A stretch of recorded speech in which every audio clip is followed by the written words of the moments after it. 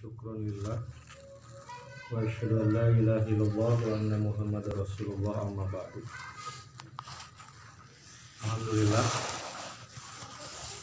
ku kersaning Gusti Nu Maha Suci urang tiasa ngariung deui dina pedaran Bulughul Maram berkah umat Pangalengan damang adodi alhamdulillah.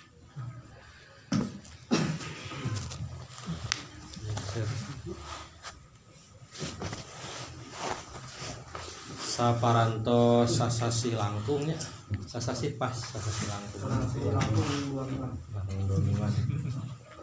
urang libur dina raraga ngalaksanakeun saum silaturahmi rangkaian ibadah Ramadan sareng pasca Ramadan. Mudah-mudahan segala rupi amal soleh urang sadayana ditampi ku Allah Subhanahu wa taala. Amin. Kuring pribadi oge atas nami kulawargi ngadugikeun doa tahniah Idul Fitri hiji Sawal 1443 Hijriah. Taqabbalallahu minna wa minkum. Mudah-mudahan Allah nampi amal ibadah urang sadayana. Amin. Oke, hapunten kawitna ku simkuring teh bade di video. Janten ayeuna teh nuju ngahanca jariah YouTube ya. Jadi jariah melalui YouTube. Nama teh penak sareng Kang Mumunya. Nuju calik di tukang mangkal, tukang baso. Jadi nuju ngaleut duaan tripod teh disimpan di pangkar ngobrol we. Hayu ka masjid dia di antep. Nah weh ti masjid terus da aya. Jadi kawitna di bade di kamera ti juru gitu di kamera sadayana.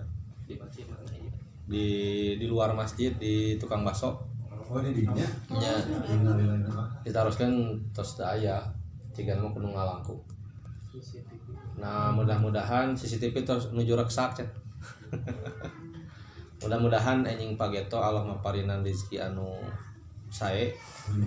Jadi memang target anak teh setiap kajian di video kanggo ngajagi bahasan supados tiasa di murojaah gitu, supados tiasa di periksa ulang.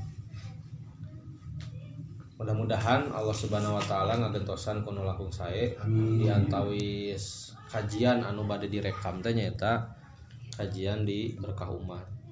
Di salaresna ieu teh dorongan ti rai anu di Bogor anjeunna langki kajian keislaman di Bogor mah anu maksana anu berbasis urang gitu Quran Sunnah.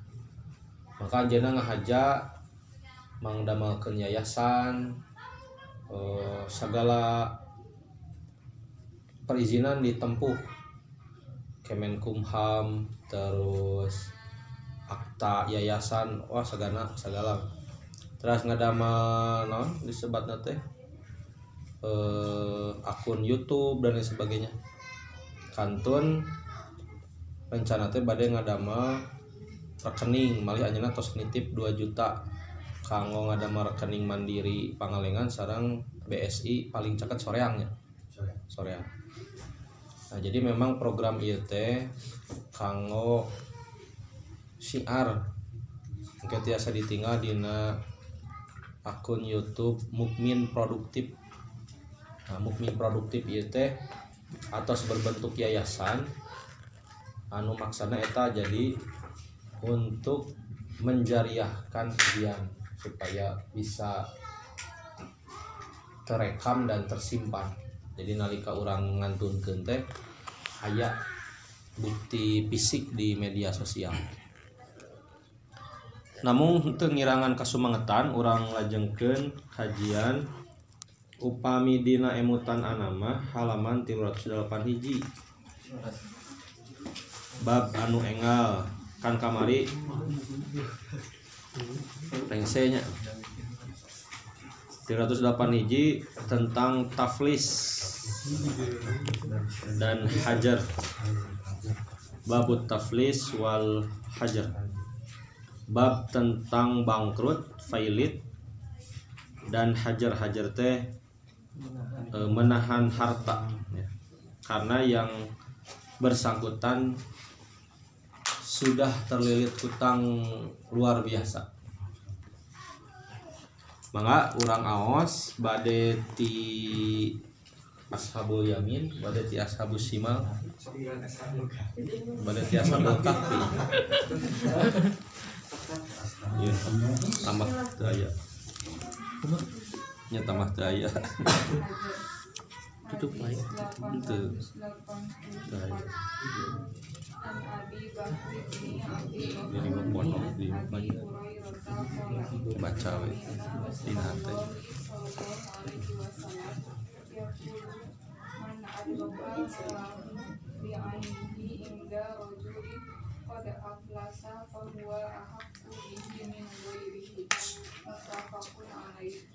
Dari Abi Bakri bin Abdurrahman dari Abi Hurairah ia berkata, kami dengar Rasulullah Shallallahu Alaihi Wasallam bersabda, barang siapa dapat barangnya betul-betul di sisi seorang yang sudah jatuh miskin, maka ia lebih berhak daripada yang lainnya.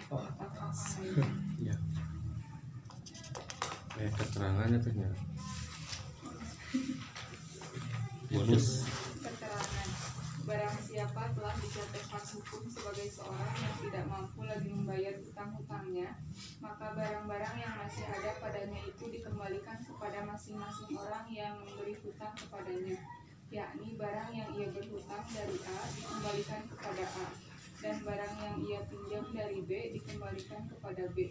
Demikianlah seterusnya. Orang yang barangnya sudah tidak ada di situ tidak dapat apa-apa. Ya.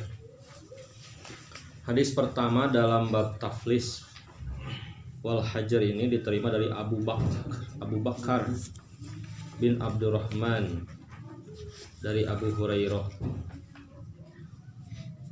Abu Bakar di sini tabi'in ya, bukan sahabat Abu Bakar As-Siddiq.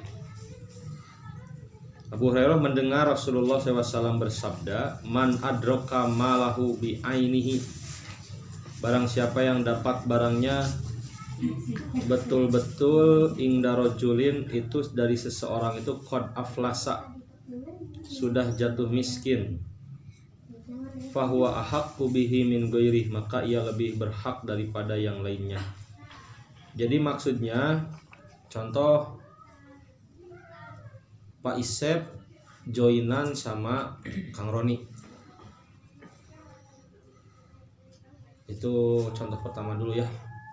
Nah, Pak Isep punya hak di Kang Roni senominal uang. Ketika usaha Kang Roni bangkrut, pailit, sudah mentok ke sana kemari, maka biasanya berbentuk aset. Kalau misalnya usahanya menimbulkan jual atau belanja laptop, belanja motor, atau mungkin lebih besar lagi rumah dan sebagainya, maka aset itu senilai hak Pak Isep adalah Pak Isep yang berhak untuk menyita pengambilan. Nah, adapun selebihnya dari itu nanti diperhitungkan apakah ini ada hak Kang Roni atau keuntungan bersama setelah dihukumi bangkrut. Gitu. Kemudian contoh kasus yang kedua, misalnya Aujang punya uang dipinjamkan kepada Apirman. Apirman dihukumi bangkrut. Nah, maka pembayaran kepada Kang Ujang apa saja yang ada di Apirman seaya-aya. Apa yang bisa diambil, apa yang bisa dihargakan, disita semua. Makanya itu kembali lagi kepada kebijakan Aujang. Tapi tidak mungkinnya kalau orang yang beriman lah anjing baju-bajunya. Nah, mungkin di titah muka orat. Jadi perhiasan ya kalau ada di rumah, kemudian perabotan rumah tangga kakatel hideung mun ceuk aujang rarad sadean. Tapi dengan catatan dianggap lunas karena dihukumi bangkrut semua gitu, diambil semua ya.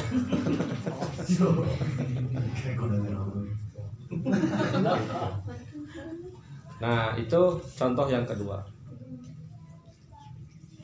Artinya di sini sesungguhnya ada adab dalam berbisnis. Apa? Bukan hanya mencari keuntungan dan menghindari kerugian.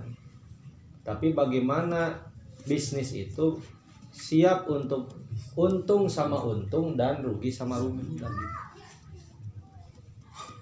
Tidak bisa kita ya menyalahkan takdir, tapi iman kepada takdir. Sudah berusaha bersama, failit, bangkrut, ya sudah. Nah, di sistem-sistem bank konvensional ini dihindari. Bank itu tidak mau tahu mau kita bangkrut, mau kita setengah mati. Pokoknya hutang harus dibayar. Nah, seharusnya bank syariah itu ada sistem ini, taklis. Jadi ketika dicek benar-benar bangkrut ya sudah, dianggap lunas dengan apa yang bisa dibayar, gitu, melalui aset sitaan, barang sitaan.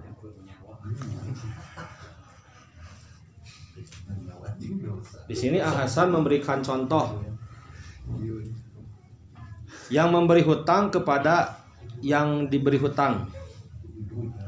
Maka barang yang berhutang dari A dikembalikan kepada A, barang yang ia pinjam dari B dikembalikan kepada B, demikian seterusnya gitu. Kalau barangnya ada. Kalau tidak ada atau habis, ya itu tidak dapat apa-apa. Karena apa? Dihukumi sudah taklis, sudah bangkrut. Artinya di sini ada kejujurannya antara yang dihukumi bangkrut dengan yang menyita. Anu nyita ulah nyiar bati, mumpang-mumpung menang bati tina usaha, kasusah batur. Anu rugi oge jangan papaehan. Anu da rugi padahal dina hanapeun taneuh nyumputkeun perhiasan 2 kilo. Nah, itu tidak boleh. Itu. Lanjutkan 885.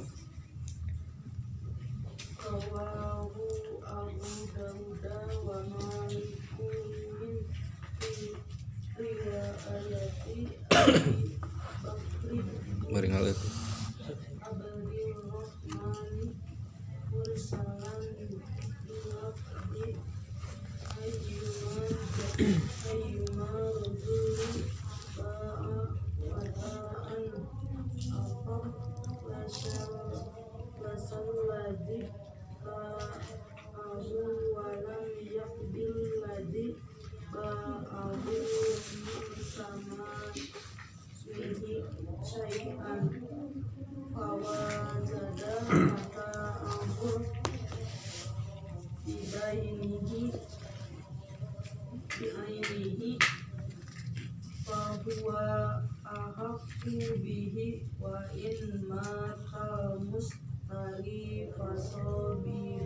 Fasohibul mata fi uswatul yuromai wa salatul bayi hakiyu wa do'afahu taba'an li Abi Dawud, dan diriwayatkan dia oleh Abu Dawud dan Malik dari riwayat Abi Bakar bin Abdurrahman dengan mursal dengan lafaz sabdanya Siapa seseorang jual satu barang, lalu orang yang membelinya jatuh miskin, tetapi ia belum bayar suatu dari harganya dan ia dapati barangnya itu masih ada, maka ia lebih berhak padanya.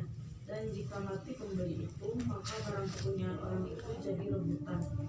Tetapi diwasalkan oleh Baihaqi dan dia lemahkan dia menurut Abi Daud. Keterangan: 1.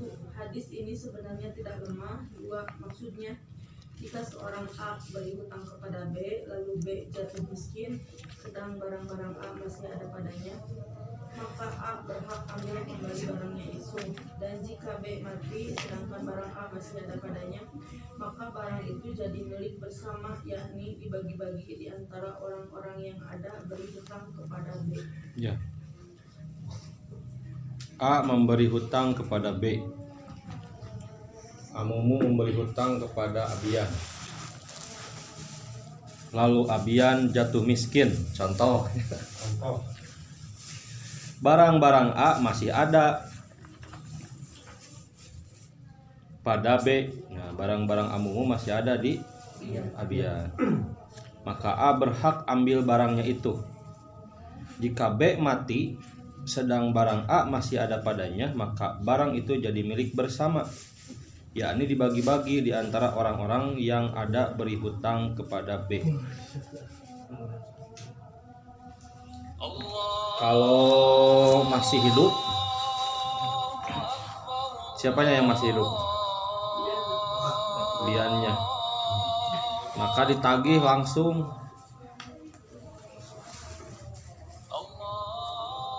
Ditagih langsung, haknya Amumu semua diambil. Yang kedua, ketika Abiannya meninggal belum katagih sadayana, maka hak yang ada di Bian itu tidak semuanya milik Amumu, tapi dibagi-bagi lagi dengan yang lain. Itu menurut pendapat Hasan dengan pemahaman berdasarkan hadis nomor 885. Artinya ini Bian punya hutangnya bukan hanya kepada Amumu saja gitu. Itu contoh ya. Itu dia mengerti ya, jadi tentang apa, bangkrut setelah kematian. Jadi warisannya berupa hutang. Siap nih bayaran?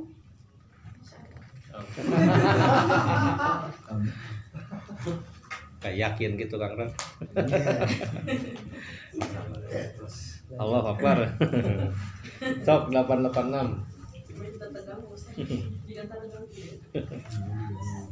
Rawahu Abu Dawud wa Ibnu Majah min riwayati Umar bin Khattab qala ataina Abu Hurairah fi sahihin lana qad aflasa faqala la'afiyana bikum bi qada'i Rasulullah sallallahu alaihi wasallam maka puasa al-ma'isal fawajila rajulun mata'an bi al-miti bahwa Nasaitu wasahahatul hakimu wada'afahu Abu Dawud wada'afa aydan hadihi ziyadata fi dhikri maut.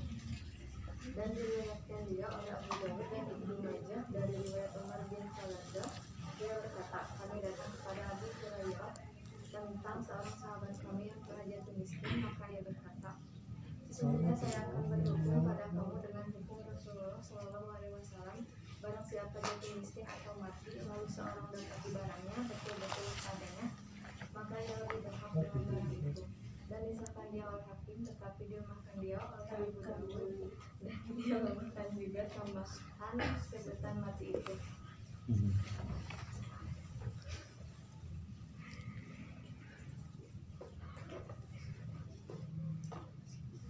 Abu Hurairah didatangi oleh Umar bin Kholadah. Umar bin Kholadah. bertanya tentang seseorang yang jatuh miskin. Diminta fatwa ini ya. Maka kata Abu Hurairah, saya akan beri hukum pada kamu dengan hukum Rasulullah. Barang siapa jatuh miskin atau mati, lalu seorang dapati barangnya betul-betul padanya, yang jatuh miskin itu, maka ia lebih berhak dengan barang itu. Ini sesuai dengan hadis sebelumnya ya. Walaupun hadis ini ada yang melemahkan, tapi sesuai dengan hadis sebelumnya.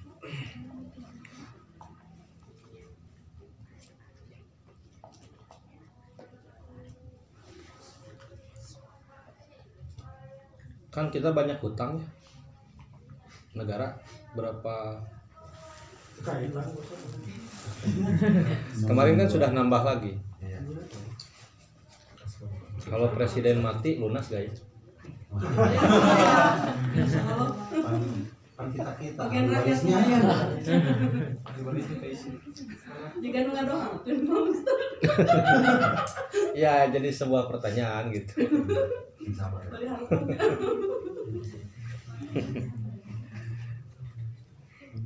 Tapi hari nyata ditakdirkannya ketika Pak Soeharto meninggal kan setelah lengser ya. Setelah lengser. Ada cerita dari jamaah ketika Pangalengan mengalami gempa di tahun 2009.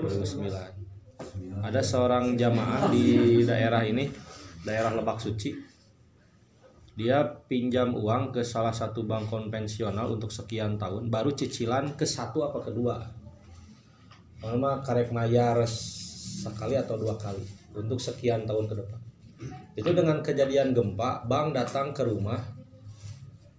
Bank katakan kepada keluarga itu, Pak, lunas. Itu luar biasa ya kebijakan.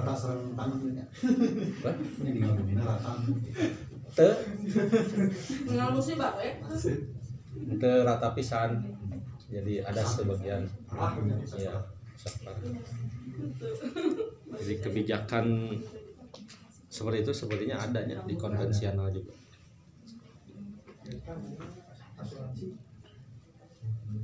Jika nama ayo dina pinjaman ya asuransi. Biasanya barang, ima uang. Ya. Motor dicuri kan baru. Itu 886 ya, sesuai dengan hadis sebelumnya. Lanjut 887.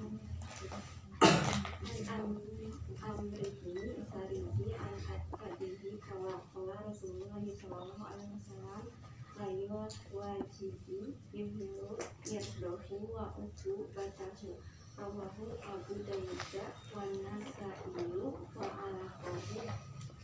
wa al-Bukhari wa sahahahu Ibnu Hibban. Dari Amir bin Syarif dari bapaknya yang berkata, telah bersabda Rasulullah sallallahu alaihi wasallam, penahanan orang yang mampu itu menghalalkan kehormatannya dan siksanya. Diriwayatkan dia oleh Abu Dawud dan Nasa'i dan ditalihkan dia oleh Bukhari dan disahkan dia oleh Ibnu Hibban. Keterangan 1.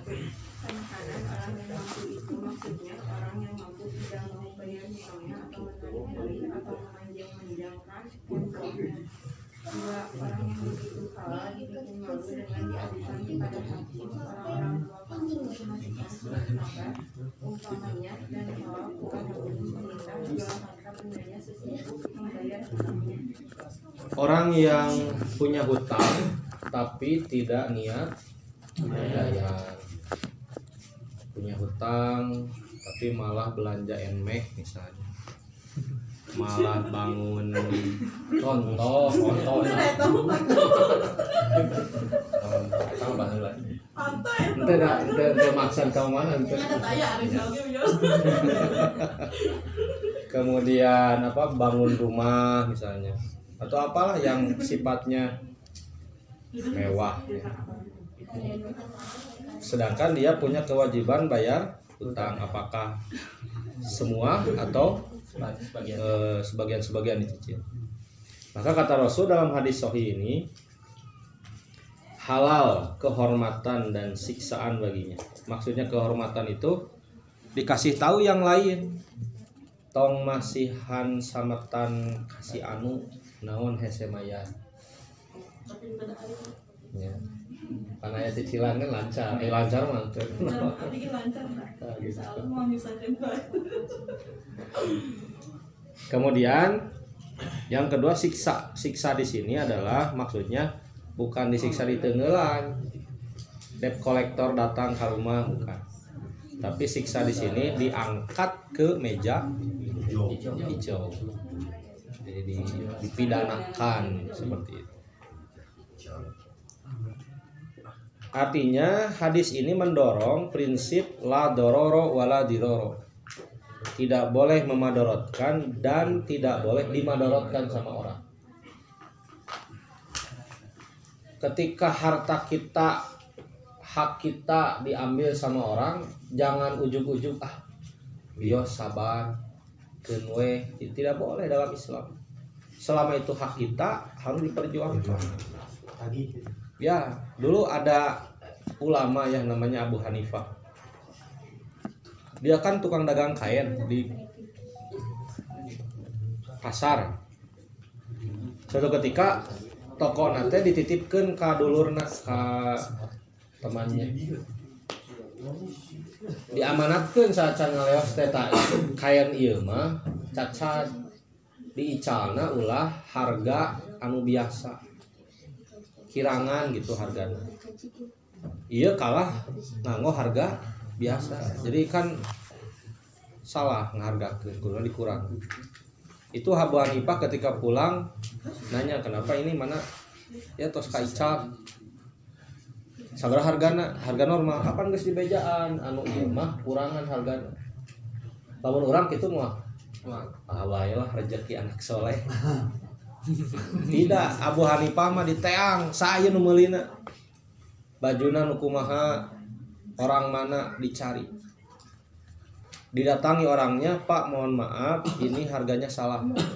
Harusnya lebih kurang dari itu." Sampai oleh Abu Hanifah diganti. Di kemudian cashback, ada uang kembali. Besoknya Abu Hanifah jual beli lagi sama yang lain. Ada hak Abu Hanifah di pembeli angsulan gitu kurang. Yosnya cenah sakitu mah halal ke. Cek Abu Hanifah moal teu bisa. Eta hak saya. Cek nu meuli teh nari maneh senari kamari bati anu gede kalah dibalikeun. Ari ayeuna bati anu leutik kalah dipepenta. Kunaon mah kamari cenah tong dibalikeun batin ulu ibadah. Kata Abu Hanifah, kemarin aku membela hak orang lain, sekarang aku membela hakku sendiri. Dua lagi ibadah gitu. Itu jadi pelajaran bagi kita, ketika hak orang lain ada di kita, jangan coba-coba kembalikan. Tapi ketika hak itu ada di orang lain milik kita, jangan lantas disabarkan, direlakan, tapi harus diperjuangkan. Itu juga itu juga termasuk kepada ibadah gitu ya.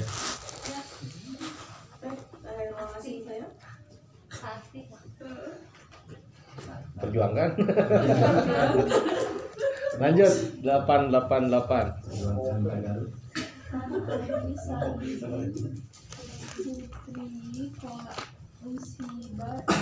Rajulun fi ahdi Rasulullah sallallahu alaihi wasallam fi simari ta'aha fakasuro dainuhu fa'aflasa faqala Rasulullah sallallahu alaihi wasallam fasodaqu alaihi fatasodaqu nasu alaihi walam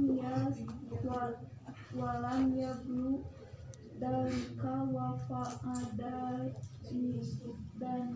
dainihi faqala Rasulullah sallallahu alaihi wasallam li buromaihi zudu mawazat antum walaisa lakum ila dalika. Rawahu Muslim. Dari Abi Sa'id Al-Khudri dia berkata, seorang kena kerugian di dalam buah-buahan yang ia beli di zaman Rasulullah Shallallahu Alaihi Wasallam hingga jadi banyak hutangnya, lalu ia jatuh miskin. Maka Rasulullah Shallallahu Alaihi Wasallam bersabda,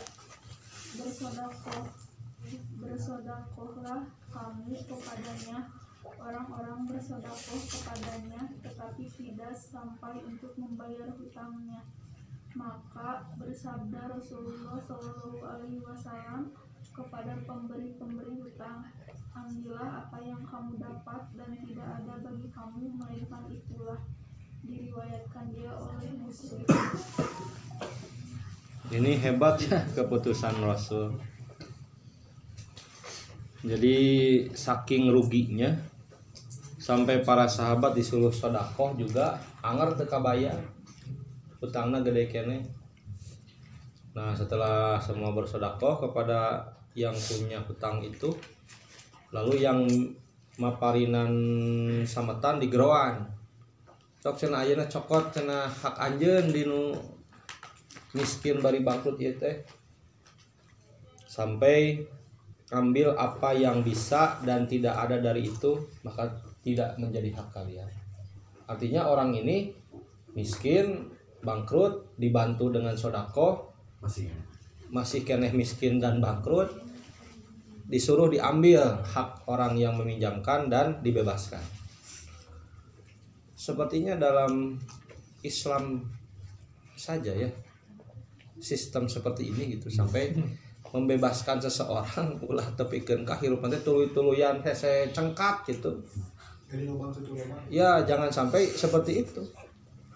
Tapi ku Rasul teh tepikeun ka iraha ieu. Ditalian ku alam misalnya kejadian Kang Mumu.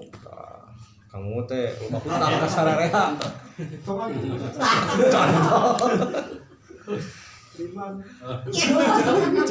Cek Pak Haji teh. Kabeh budak berkaumat sedekah ka Kang Mumu, sedekah gitu. Cek kamu cek Pak Haji teh. Kamu kumaha geus kadupan acan. Geroan deui anu masihan samatan ka Kang Mumu teh.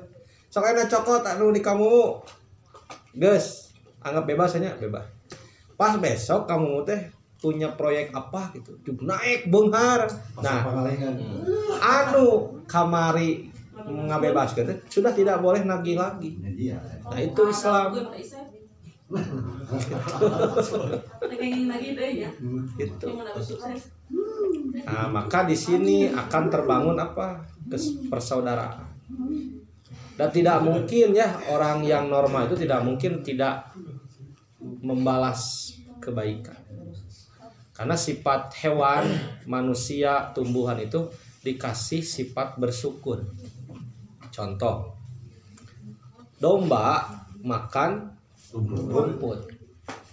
Karena rumput memberi kebaikan kepada domba, domba berterima kasih kepada rumput. Apa bentuk terima kasih domba?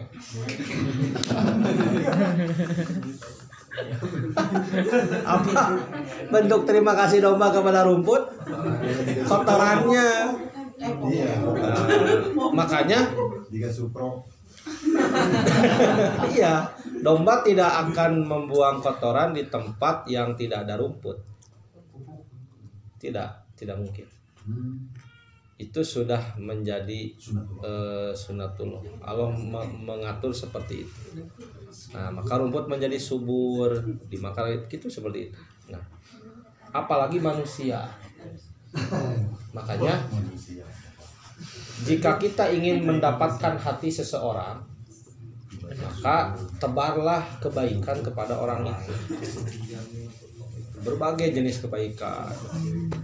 Maka pada akhirnya dia akan tuli dan buta dari hal lain, akan selalu mendengar dan melihat kita. Ini juga menjadi resep dalam pertemanan, dalam pernikahan, tentunya dengan segala kemampuan yang ada ya, sekamampuan. gitu. Jadi kalau misalnya suami ingin istrinya nurut, jangan dengan cara dibentak-bentak gitu, dipaksa-paksa. Mana teh perlu nurut kau. Kalau dengan kekerasan malah jadi semakin keras hatinya. Tapi dengan kelembutan, kemudian memberi apa yang kita mampu gitu. Sama istri juga.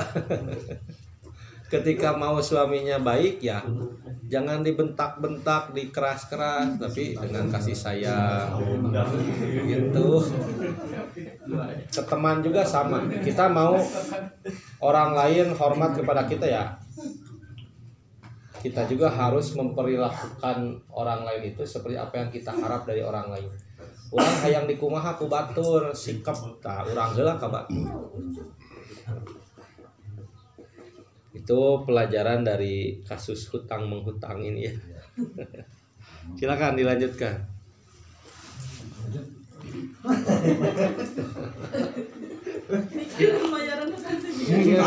Anu tadi cenah jadi kepikiran. Teu ketang teh heureuy sok teras.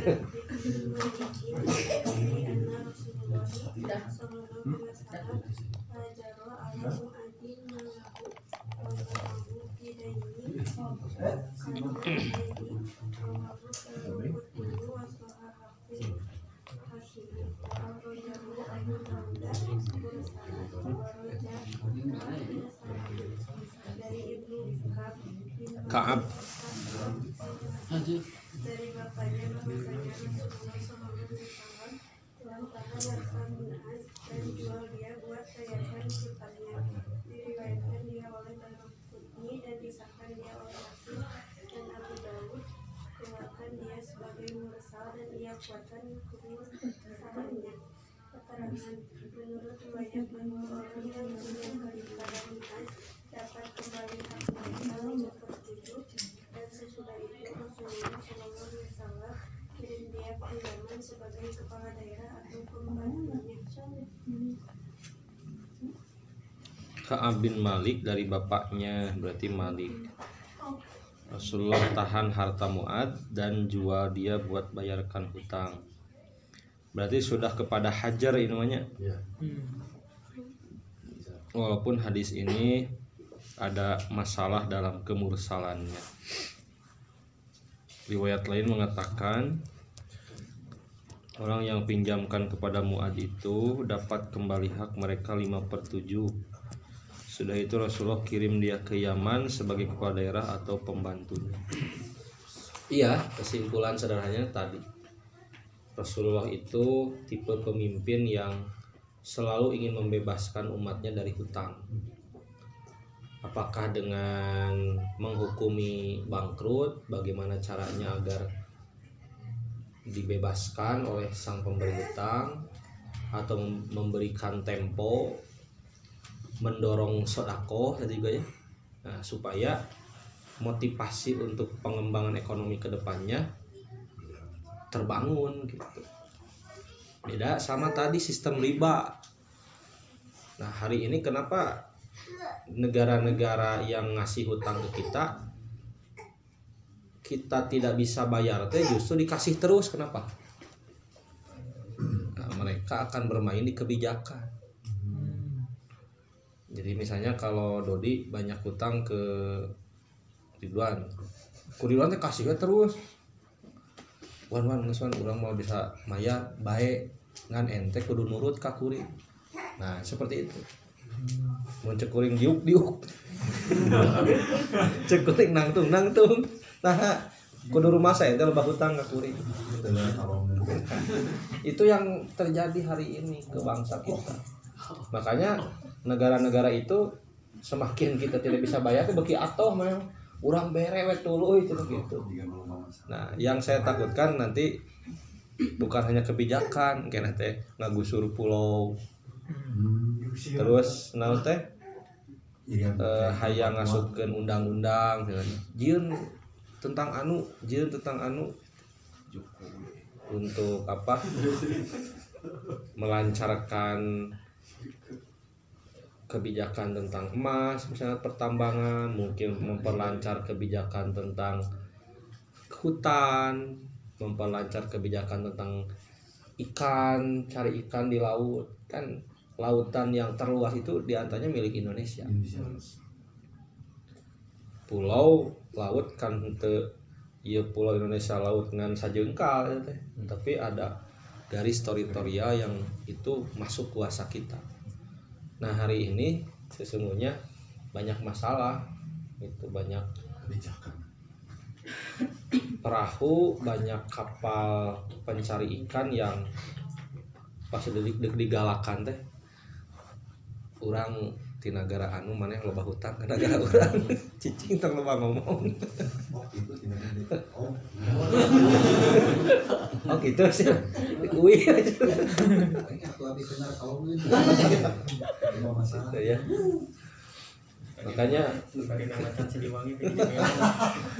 Makanya benar ya doa Rasul kan ada, ya Allah jangan jadikan aku berhutang budi kepada musuh, mau musuh Islam, musuh ya, jangan berhutang budi kepada musuh-musuh Islam. Soalnya bisi tadi jadi cadel itu yang ditakutkan. Makanya hari ini mudah-mudahan ya tidak ada undang-undang pesanan itu dipesan. Itu kasus Mu'ad ya, jadi ditahan untuk dibayarkan hutang. Lanjut.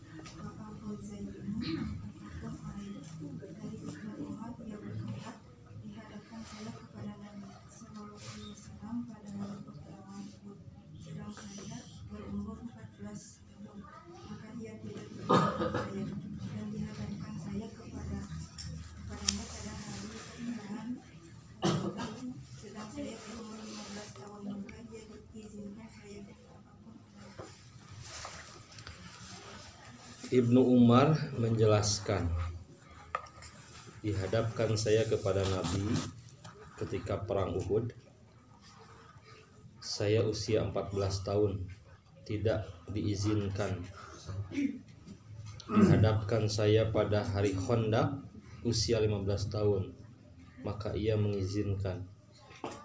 Apa bedanya 14 dan 15? Di sini ada ini tentang tamyiz ya. Tamyiz itu cukup umur sehingga seseorang itu layak untuk diberi tanggung jawab. Yang jadi pertanyaan, kenapa ini hadis tentang perang masuk ke ekonomi? Maka ini menjadi peringatan bagi kita semua bahwa kita harus hati-hati dalam berbisnis ya. Ada baiknya jika kita bekerja sama, berurusan ekonomi itu dengan seseorang yang sudah matang. Itu yang saya tangkap. Kalau dari segi usia 15 ke atas, atau kita suka mengistilahkan 17 plus. Kenapa? Karena nanti menjauhi atau menghindari kelabilan mengambil keputusan. Bisnis yang budak boga bati seetik meuli pepetasan. Pas ditanyakeun mana modal saya jajan gitu.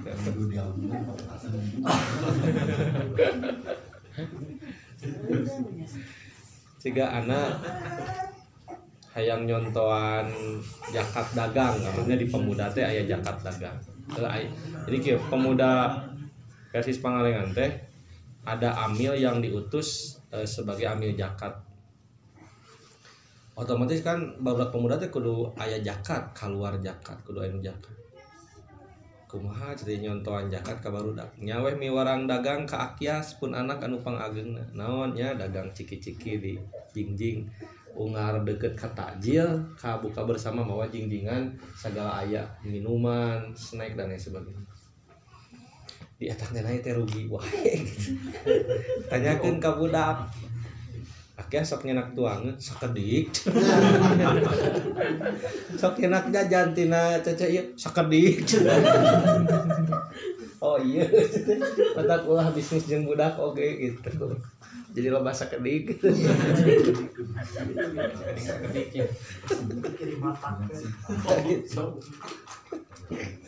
nah itu ya jadi pelajaran juga tapi anak teh nya bersyukur ku daek na oge nya anak belajar berinteraksi gitu wani ngadagangkeun barang itu sudah luar biasa nganeangan untung mentong pendidikan saja ya lanjut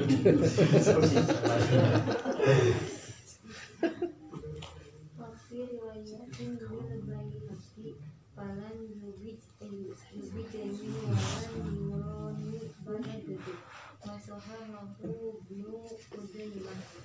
Dan dalam satu riwayat bagi bayi hati maka Nabi Sallallahu Alaihi Wasallam tidak izinkan saya dan tidak anggap saya sudah balik iya. dan disahkan dia wali Udaimah. Nah itu jawabannya ya kenapa pas 14 ditolak pas 15 diterima jadi Rasul mengira-ngira oh ini sudah balik. Tapi teman-teman begini bisa jadi orang Arab 15 balik kita mah biasanya di 17 ya. Nah, beda negara beda deh. Contoh ya Ari Aisyah ditikah Yusuf sabaraha 7 ditikah 7 dikawin 9 mengerti ya? Iya. Nah, 7 tahun orang Arab sama-sama 7 tahun di kita udah kelas 1 SD.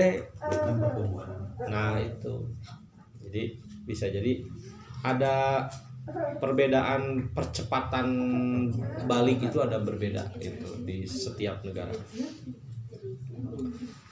Supaya lebih jelas ya satu lagi teh 891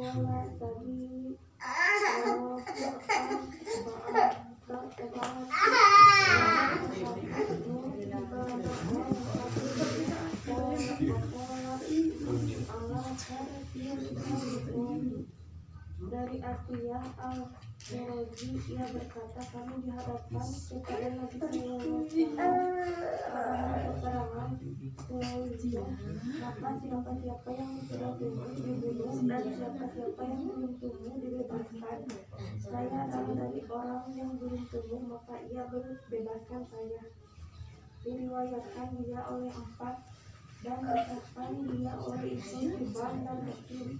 Dan dia berkata hadis itu menurut syarat keterangan satu pengarang Ibnu Kasifahnya hadis itu di dalam bab ini buat menunjukkan bahwa dianggap cukup umur di dalam urusan muamalah perang dan lainnya dalam 15 tahun atas umur dari kemaluan. 2. Rasulullah SAW itu menurut terhadap beberapa orang dari Bani Quraisyah menolak ketika Rasulullah SAW sampai diadakan perjanjian antara mereka dan kaum muslimin bahwa mereka tidak akan menolong musuh kaum muslimin. Tetapi di hari peperangan mereka ucapkan perjanjian itu dan mereka berkata kepada Ahzab musuh-musuh Islam. Dari itu setelah dapat kemenangan atas Ahzab maka Rasulullah dapat wahyu buat menghukum mereka dan menghukum laki-laki mereka yang sudah balik dan menawan anak-anak dan perempuan mereka. Unik ya hukumnya. Mohon maaf ini. Jadi yang rambut kemaluannya sudah tumbuh dibunuh, sudah dianggap dewasa. Yang belum tumbuh dibebaskan karena dianggap anak kecil. Yang bahan di cukuran wae nu bisa. gitu. Jadi ini tentunya Rasulullah juga hasil berpikir gitu. Karena bisa jadi di negara yang lain tidak bisa jadi ukuran gitu. Karena kan baliknya laki-laki mimpi basah, baliknya perempuan haid gitu. Bisa jadi ada pigmen disebutnya apa? Pigmen. Jadi ada orang yang ya tumbuh rambutnya itu tidak seperti orang lain gitu. Padahal geus dewasa, geus aki-aki. Itu Nabi mah kieu cenah. Nah, cenah ieu kalah ka dieu misalnya. Nah, jadi ini unik ya. Keputusan Rasul ini unik gitu.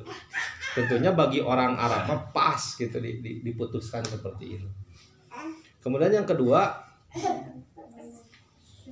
apakah ya kan ini orang kafir ya, udah dipayahan orang kafir ya. Sebuluan Chan. Chan. Kemarin dikerok. Ya sob, jelema kafir bakal jujur moal. Bulan Chan. Buka. Dituplos langsung. Gitu maksudnya. Jadi kieu nya jadi nanti bikin hukumna luar biasa gitu. Artinya nah ieu teh si jelema kapina dipenta kajujuran gitu. Atau tepikeun ka di kumaha gitu.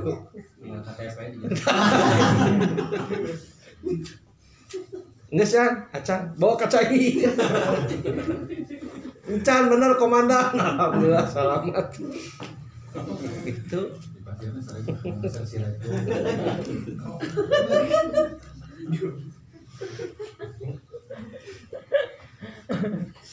kenapa tidak begini Rasulullah? Anda sudah mimpi basah? Tidak. Jadi yang dipeunteun teh anu real bisa kapeunteun. Berarti punten bisa jadi diperiksa. Nah, orang kafir mah asa mustahil jelema kafir jujur sok jelema mukmin da sieun atau dipayahan. Pasti ngakuna teh encan. Gitu. Artinya luar biasanya Rasul. Dari sisi baiknya kita melihat sesuatu yang bisa diperiksa. Nah, ketika sudah bunuh, belum bebaskan. Nah, jadi bukan sesuatu yang hese mariksana lamun mimpi basah mah. Gitu kan? Bener tuh. Hese. Naon buktina kan tidak bisa. Gitu. Luar biasa. Nah, kenapa ini diambil atau dimasukkan kepada bab tentang taflis atau hajar? Yang tadi bahwa berbisnis itu harus dengan orang-orang yang sudah tamyiz, yang balik, yang dewasa, bisa mengambil keputusan, bertanggung jawab dan lain sebagainya.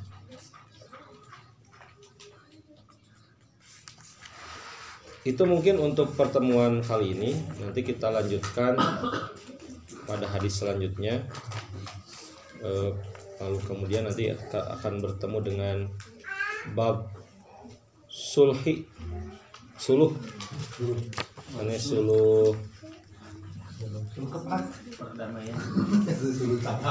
kanggo iya nya kanggo si dulu Suluh itu perdamaian. ya. Sampai di situ kita mengambil pelajaran. Yang pertama, bisnis bukan hanya mencari untung, tapi mencari berkah. Yang kedua, bisnis itu harus siap untung sama untung, juga harus siap rugi sama rugi. Kemudian yang ketiga, dalam bisnis itu harus ada kejujuran. Tidak boleh sembunyi tangan. Aya bati leuwih teh teu jujur ka rekan bisnis teh. Rugi cenah kamari teh. Apa sapina ge? Sampai yang nitip uang kepada kita teh merasa dirugi, padahal ada keuntungan. Tidak boleh seperti itu. Kemudian pada akhirnya mengalami kebangkrutan, tetap kita harus saling tolong menolong. Itu terima kasih. Nanti bertemu lagi masih di bab taflis wal hajar dan kepada babus sulhi. Aku lupa lihada wastaghfirullahi wa lakum. Assalamualaikum warahmatullahi wabarakatuh.